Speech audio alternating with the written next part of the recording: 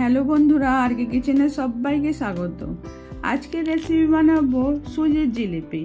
এতে ছানাও লাগবে না, অথচ নরমও হবে, একদম তুলতুলে হবে। চলুন দেখাই কিরমভাবে বানাচ্ছি। প্রথমে আমি একটা চিনির রস বানিয়ে নেব। 1 বাটি চিনি দিয়ে 2 বাটি জল করে 2 বাটি জল দিয়ে এটাকে ভালো করে ফুটিয়ে নেব।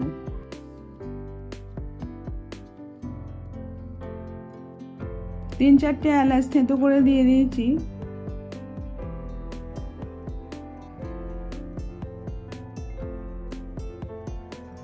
রসটা হয়ে গেল, এটা আমি এবার একটা বলে ঢেলে নেব।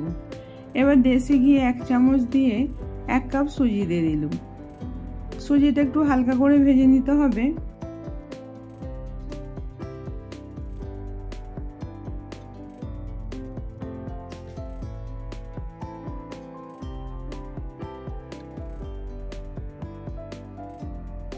তারপরেতে 2 কাপ দুধ দিয়ে দেবো।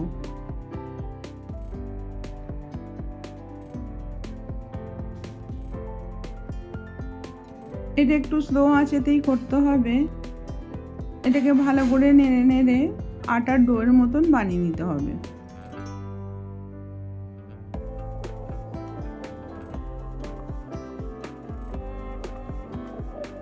অল্প একটু নুন আর 1 চামচ চিনি দিয়ে দিলাম, দিয়ে এটা ভালো করে নেড়ে নেবো।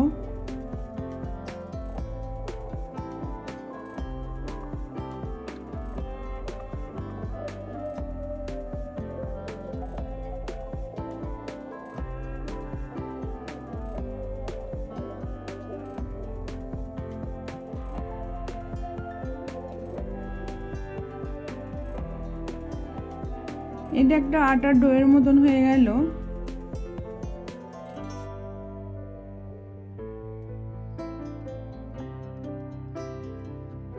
এবার একটা ডিশেতে আমি ঠান্ডা করতে দেবো।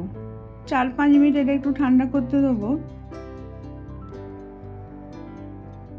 একটু গরম থাকতে থাকতে এটাকে মাখতে হবে। হাতে একটু দেশি ঘি নিলাম। ঘি নেওয়ার পরেতে এটা ভালো করে আটার মতন মেখে নিতে হবে। এটাকে যত ভালোভাবে মাখা হবে ততই ভালো সফটও হবে।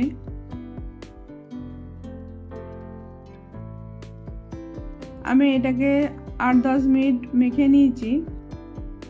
এবারেতে আমি একটু ঘি লাগিয়ে নেব।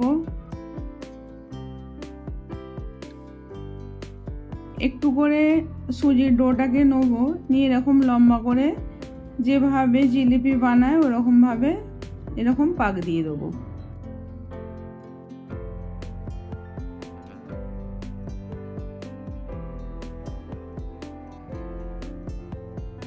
ছানার জিলিপি যেরকম ভাবে বানানো হয় এটাকে ওরকম ভাবেই পাক দিতে হবে।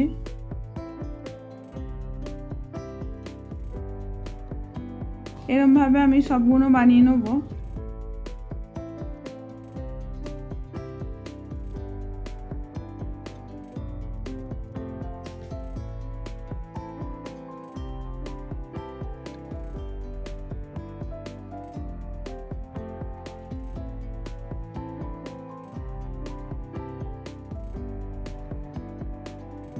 এরকম ভাবে সবগুলো বানিয়ে নিলাম।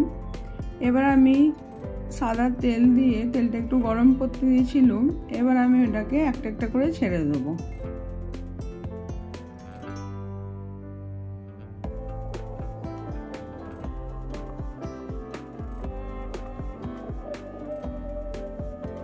এরকম আস্তে আস্তে করে উল্টে পাল্টে ভেজে নিতে হবে গোল্ডেন ব্রাউন করে।